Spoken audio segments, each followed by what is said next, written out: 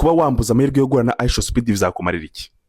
Ubwo ngo ruzi ko ntari bubivuge, reka nkubwire sha umva nubu ndi umufana ukomeye pe, kugura nawe kuri nge byara amahirwe akomeye, ariko ngibaza ngo ningera ngahantu ngo ngazaba ari ngo ntibazatume ninjira. Tuzahura nawe gute? Tuzahura harimo bamwe batangiye kubwira abandi bati wowe ntago uzahura na Show Speed, we ntago muzahura. Ariko ndagira ngo ngire ikintu kimwe mbabwira, ikintu kimwe cyonyine, ariko nako gishobora no kuba 2 cyangwa 3 cyangwa 4 kuri uyu mujama witwa Show Speed. Show Speed ni umujama ukaze kuri YouTube, mbese nyine ari mu rwego rumwe na ba Mr Beast n'abandi benshi muzi nyine baba YouTubers bo muri Amerika.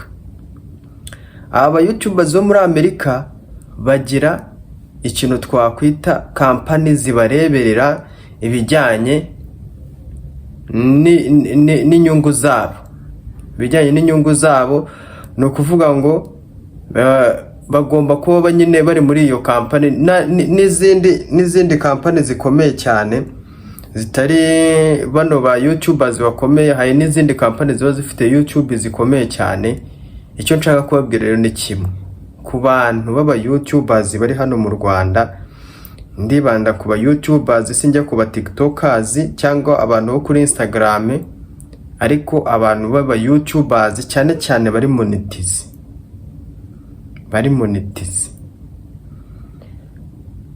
Show Speed ageze mu Rwanda, cyangwa reka duhere kuho yahereye mbere yuko aza hano mu Rwanda. Nk'urugero muri Zimbabwe, abantu muri Zimbabwe bakimubona, ikintu bakoze ni kimwe, baraje baramwakira nk'ibisanzwe. Abanyafrika murabizi twakira abantu neza, ariko abantu ntago bamenye ko Show Speed kumufata video bitemewe. Gufata video Show Speed ukoresheje phone yawe ntibyemewe. Ikiruta wagenda kuri live ye ugakataho video imugaragaza, kuruta uko wagenda ugafata telefone yawe cyangwa kamera yawe ukamurikodinga. Show Speed video umufashe na kamera cyangwa telefone ukayaploadinga kuri YouTube, bahita bayisiba completely, ako kanya itivaho. Kandi ababizi neza mukoresha YouTube, ni ukuvuga ngo baba YouTubers bari monetize, yibasibye video yawe izana na striker ivaho hashize amezi, imara iminsi 90 iyo striker.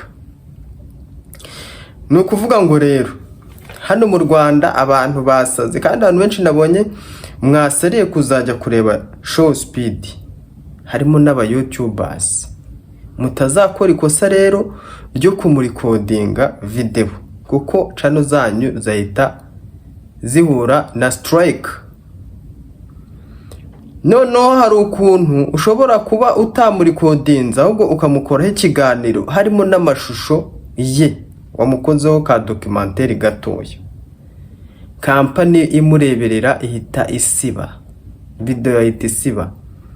Ndaza kukwereka umuntu wamukozeho video ikagira miliyoni views, ikayigira mu gihe gito cyane. Uwo mugabo arimo aravuga ati sinari nzi ko ari uko bigenda kuri Show Speed, bahise basiba.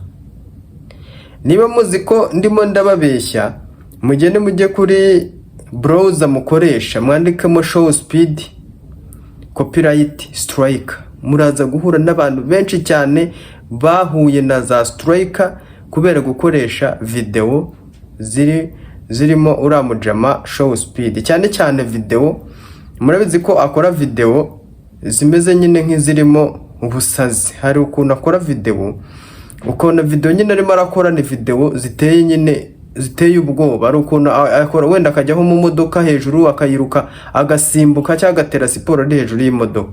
Zira video zipostinze bahita baragusiba.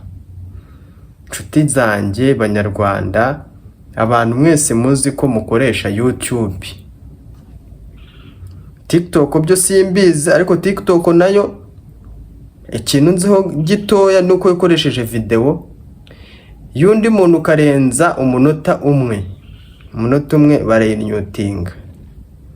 barayinyutinga ku buryo itongera kuvuga.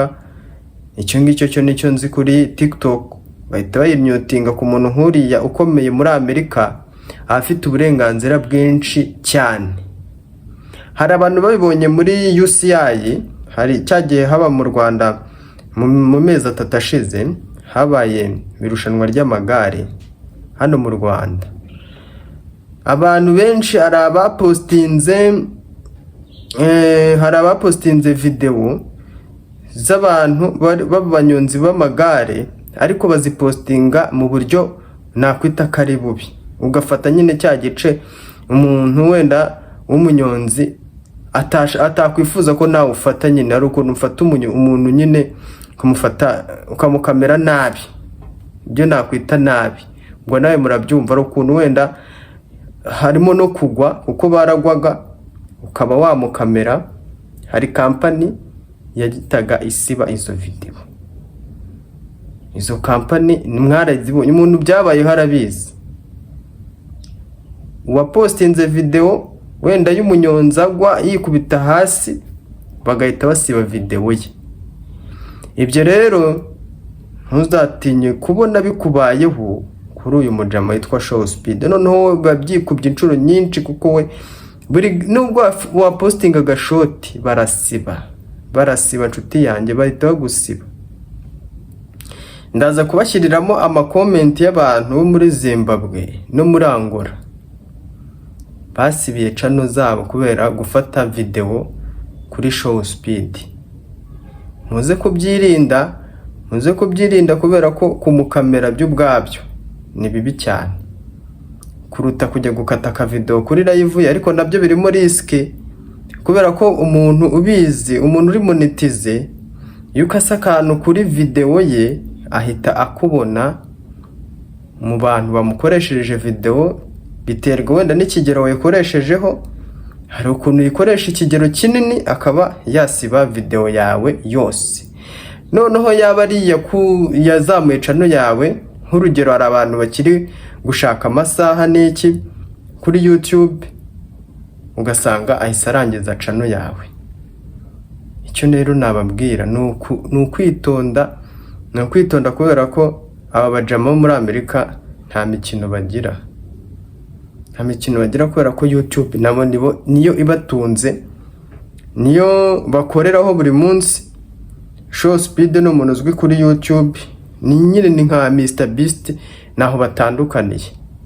So nagira ngo nge mbihera ubutumwa, kuko hari abantu nzi benshi byabayeho aho yagiye anyura hose.